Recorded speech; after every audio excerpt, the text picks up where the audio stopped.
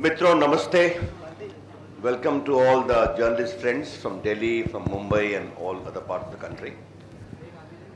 मेरी ओर से आपको विनम्र क्षमा, थोड़ा लेट हो गया, थोड़ा फ्लाइट की मूवमेंट के कारण कार्यक्रम थोड़ा लेट से शुरू हुआ, आपको बैठना पड़ा, इसलिए आप क्षमा चाहते हैं। मित्रों, अध्यक्ष जी के जो उद्घाटन भाषण है आज की राष्ट्रीय कार्यकारिणी का, उसके मुख्य बिंदुओं को मैं आपके सामने रखूंगा। एक अडवाणी जी का स्टेटमेंट है, उसके बारे में बताऊंगा, फिर जो आपके सवाल होंगे उसका मैं उत्तर दूंगा। It you will get you, surely you will get you.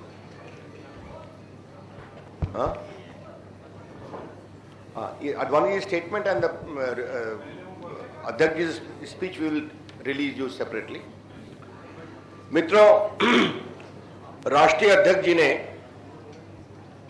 आज मुंबई के अपने अध्यक्ष राज पुरोहित जी ने सबों का स्वागत किया और अपने मुनगंटीवार जी जो प्रदेश के अध्यक्ष उन्होंने स्वागत किया। लेकिन राष्ट्रीय अध्यक्ष जी ने कहा कि मैं भी एक महाराष्ट्र का कार्यकर्ता हूं और महाराष्ट्र के कार्यकर्ता से मैं पार्टी का राष्ट्रीय अध्यक्ष बना हूं, इसलिए महाराष्ट्र के कार्यकर्ता के रूप में मैं आपका अभिनंदन करता हूं। स्वाभाविक है, एक ऐसा अभिनंदन था कि सबों ने बहुत ही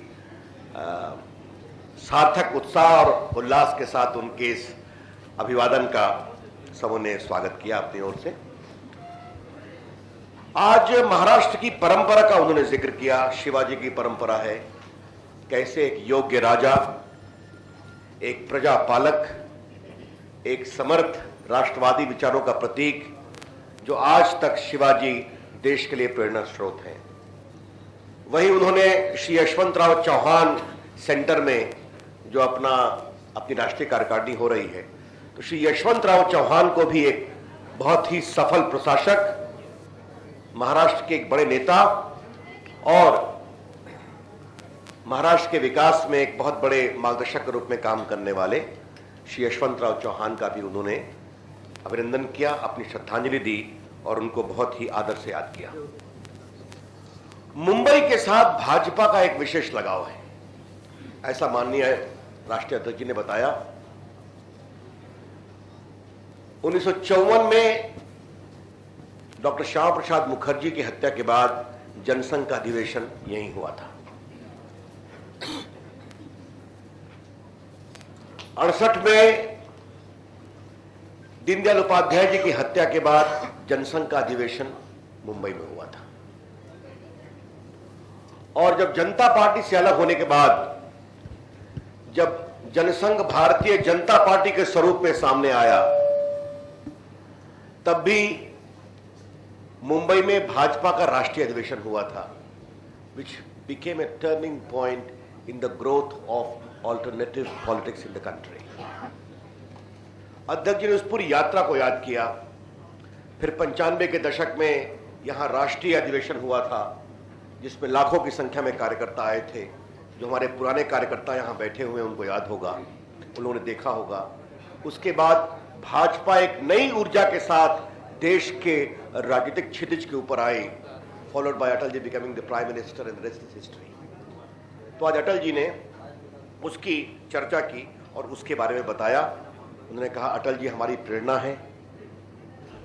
जनसंघ के समय भारतीय जनता पार्टी को कई मूर्तियों ने, कार्यकर्ताओं ने, लाखों ने सहयोग किया है, लेकिन डॉक्टर श्यामा प्रसाद मुखर्जी, फिर दीनदयाल उपाध्याय, फिर अटल बिहारी वाजपेयी और फिर लाल कृष्ण आडवाणी, इन सबों ने जिस समर्पण, दूरदर्शिता और नेतृत्व की क्षमता के साथ काम किया है, वो हमारे लिए बहुत बड़ा संबल है।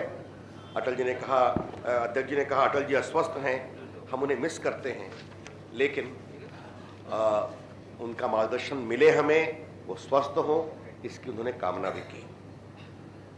जो देश की वर्तमान स्थिति है, इसकी चर्चा करते हुए उन्होंने कहा, देश की जो स्थिति है उसकी तुलना यह की जा सकती है कि UPA is in the intensive care unit put on A ventilator. Congress has created the problem, BJP will offer the solution. Congress ने देश की समस्या पैदा की है देश के सामने, भाजपा उसका समाधान बनेगी। और अध्यक्ष जी ने बताया इसके लिए हमें सिर्फ निगेटिव नहीं चर्चा करनी है। अटल बिहारी वाजपेयी के शासनकाल में हमने करके दिखाया है। इंफ्रास्ट्रक्चर का क्षेत्र हो, विकास का क्षेत्र हो, महंगाई के नियंत्रण का क्षेत्र हो, ग्रामीण क्षेत्र में विकास की बात हो। अध्यक्ष जी ने विशेष रूप से राजमार्गों की चर्चा की। हमारे समय में कितने बनते थे, आज कितना कम हो गए। क्योंकि उनका इन्वॉल्वमेंट बहुत रहा है अध्यक्ष जी का, उन्होंने विशेष चर्चा की ग्रामीण सड़क योजना की कि 1.5 लाख किलोमीटर ग्रामीण सड़कें अटल जी के समय में बनी, एक योजना बनी, सेंट्रल फंड्स आया और बाकी आया। तो उन्होंने कहा कि चाहे वो विदेश नीति या देश की सुरक्षा या महंगाई या विकास, इन गरीबों का विकास, सबों का विकास, इन सभी पैमानों पर हमें लेकर आगे चलना है। तो जहां हमें यह बताना है Congress is the problem, BJP will be the solution, ये उन्होंने आज एक थीम वॉर इसके बारे में दिया है। और उसके लिए उन्होंने एक बातें कही है, 3 मंत्र दिया है। नंबर 1, एनडीए को एक्सपैंड करना, ये एक पहली बात होगी। The NDA needs to be expanded. Number 2, BJP's vote share must be increased by 10% more. BJP के वोट शेयर को 10% बढ़ाया जाए। और नंबर 3, गरीबों, उपेक्षितों, आदिवासी, दलित बंधु और माइनॉरिटीज, इसमें बीजेपी के काम को और फैलाया जाए। अध्यक्ष जी ने बहुत स्पष्ट रूप से कहा that BJP need to expand the NDA, BJP need to expand its vote share by 10%. BJP needs to expand its work extensively among Dalits, among Adivasi Bandhus, among minorities, among the poor, extremely poor and the marginalized. सब duty लगती है। जब refined बनता है तो उस पर excise duty लगती है। बाद में जो डीलर्स राइट होता है, प्रॉफिट मार्जिन होता है, वो चलता है। और राज्य सरकारें सेल्स टैक्स या वैट लगाती हैं। तो अगर यह स्थिति है तो भारत सरकार को इसके बारे में सोचना चाहिए था। 7.5 रुपये अभी तक नहीं बढ़ा। मुझे याद है 70s में जब क्राइसिस हुआ था, गल्फ क्राइसिस, तो एक बार 5 रुपये बढ़ा था, जहां तक मुझे याद आता है। भारत सरकार के पास और भी विकल्प हो सकते हैं, बहुत सारे विकल्प हो सकते हैं। लग्जरी गाड़ी के बारे में सोच सकते हैं, और कई चीजें हैं। If the government of India has run out of ideas, we can give them some ideas. लेकिन परेशान आप करें, जनता को तंग आप करें, भारत की अर्थव्यवस्था खराब आप करें और फिर कहें आप क्या कर रहे हैं, ये तो ठीक नहीं।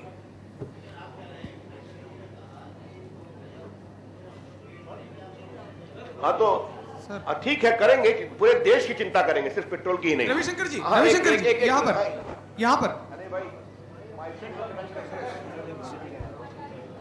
All right, thank you. Akhilesh ji. हाँ सर, कश्मीर के लिए जो इंटरलोक्यूटर्स बने थे उनकी रिपोर्ट आ गई है, आज सार्वजनिक हुई है। इसमें सबसे महत्वपूर्ण बात जो सिफारिश की गई है वो ये है कि 1952 के बाद से जितने भी संविधान में संशोधन किए गए हैं वो सब हटा दिए जाएं, एक संविधान समीक्षा समिति बना करके। और भी कई सारी चीज़ें इसमें ये भी है कि धारा 370 को बनाए रखा जाए, जिस तरह से कमज़ोर हुई है उसको और ज़्यादा मजबूत करने की ज़रूरत है। बीजेपी इसका विरोध करती रही है, क्या इस पर भी कोई चर्चा हुई है? ऐसा है कि अभी आप बता रहे हैं, इस पर पार्टी की ओर से हम सुविचारित अपना स्ट्रक्चर्ड रिस्पांस देंगे। अभी मैं इतना ही कहना चाहूंगा कि अगर इसका मतलब यह है कि कश्मीर के भारत के विलय पर सवाल उठाया जाए तो हम इसका विरोध करते हैं। Sir, the integration of Jammu and Kashmir to India is complete, total, and the BJP will never accept any dilution of that premise. We wish to make it very clear and categorical. बाकी आपको मालूम है कश्मीर की ओर से राजनाथ जी की अध्यक्षता में एक कमेटी बनी हुई है, मैं भी उसका सदस्य हूं। हम लोग 3-4 बार कश्मीर हो चुके हैं, फिर जल्दी जाने वाले हैं। हम भी अपनी बात कहेंगे, लेकिन ये प्री-52 का अगर असेसमेंट है तो we don't share it. Ravishankar ji, यहाँ पर सर सवाल यहाँ से है। सवाल ये है कि पार्टी हमेशा कहती है कि पार्टी सर्वतोपरि है, किसी व्यक्ति से बड़ी है, व्यक्ति उससे छोटा है। लेकिन एक व्यक्ति के, दो व्यक्तियों के हट के कारण किसी का इस्तीफा लिया जाता है, तो क्या पार्टी व्यक्ति के सामने बौनी साबित नहीं हो रही है? आपके इस विश्लेषण से मैं सहमत नहीं हूं। धन्यवाद।